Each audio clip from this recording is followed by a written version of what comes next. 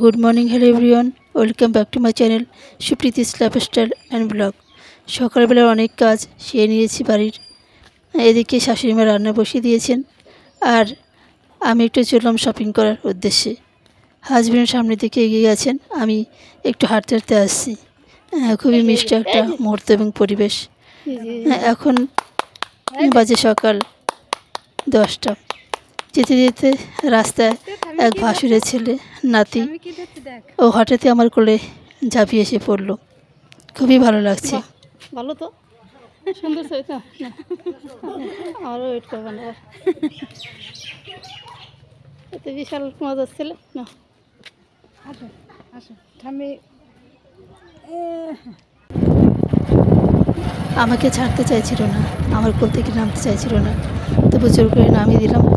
তারপরে এদিকে হাজব্যান্ড চলে আসলেন, হাজব্যান্ডের বাইকে আবার রওনা দিয়ে দিলাম।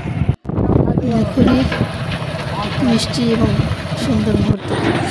আজকের ওয়েদারটা একটু মেঘাচ্ছন্ন এবং রোদের ঝলমল দুই রকমই রয়েছে।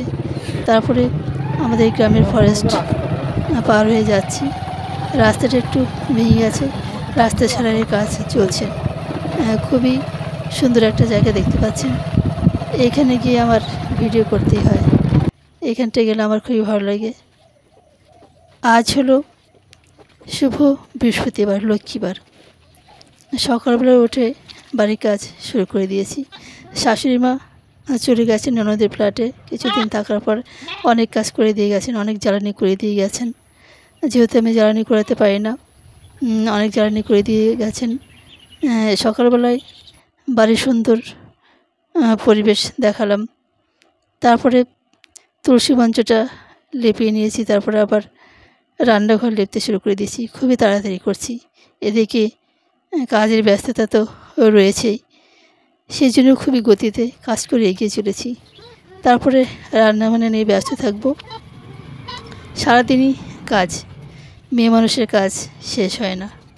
সারাদিনই একটা কাজ লেগেই থাকে, কাজের কখনো শেষ হয় না। এমনিতে সারাদিনই কাজ করতে হয়, তারপরে প্রতিদিনই লিখতে হয়। ওনার আজ আবার একটু বৃহস্পতিবার লিখতে হবে। তারপরে রান্না বসিয়ে দেবো। রান্নাঘরে সমস্ত কিছু এনে রেডি করছি। হাঁড়িতে জল বসিয়ে দিলাম।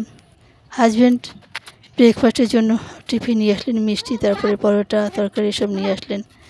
এদিকে আমি টিফিনটা এখনও করিনি। কচু কেটে নিলাম, ইলিশ মাছের মাথা দিয়ে কচু শাক করবো। তারপরে চালটা ধুয়ে বসিয়ে দিলাম। এদিকে ভাত হচ্ছে, আর এদিকে আমি একটু ব্রেকফাস্টটা সেরে নিয়ে সমস্ত কিছু রেডি করে নিয়েছি। এখন বাজে দুপুর 12টায় বলতে একটু বেশি, 12টা 10-এর মতো। এর মধ্যে আমি রান্নাগুলি সেরে নিলাম। করলাম হচ্ছে সর্ষে ইলিশ, তারপরে কচু শাক ইলিশ মাছের মাথা দিয়ে, আর করলাম হচ্ছে একটা সিলভার কাপ দিয়ে একটা আলু এবং গাটি দিয়ে একটা সুন্দর তরকারি।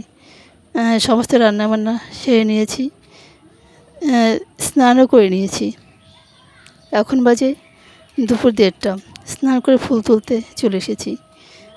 খুবই সুন্দর ফুল হয়েছে। এখন বর্ষার সিজন, বুঝতে পারছেন, গাছে অনেক ফুল ফুটেছে, সাদা ফুল। আমরা গ্রাম বাংলার ভাষায় বলি সাদা ফুল, কিন্তু এর একটা নাম রয়েছে, কি টগর ফুল না কী ফুল বলে। আমার নিজের হাতের লাগানো গাছ, যেটা বাবার বাড়িতে কিনেছিলাম, এর আগেই বলেছি। সেই গাছ থেকে আমি ফুল তুলে নিচ্ছি। ফুল তুলতে খুবই ভালো লাগে। স্নান করার পরে নিজে, তারপরে সাদা ফুল তুলে আবার চলে এসেছি অনেকটা ফুল তুলতে। তো তুলে নিচ্ছি ফুল তোলার পর আমি পুজোটা দিয়ে দেবো। পুজো দিয়ে তবে আমি ভাত খাবো। কিছু খাবার খেয়ে নিয়েছি, অনেক খাবার খেয়েছি। মুড়ি খেয়েছি, তারপরে পরোটা, তরকারি, একটু সিদ্ধ ভাতও খেয়ে নিয়েছি।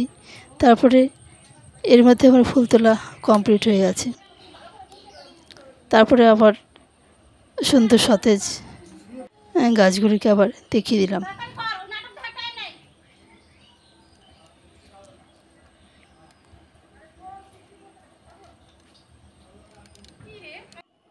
তো বন্ধুরা, পুজোটা আমার দেওয়া হয়ে গেলো। আজকের ভ্লগটা এখানে শেষ করলাম। সবাই ভালো থাকবেন, সুস্থ থাকবেন।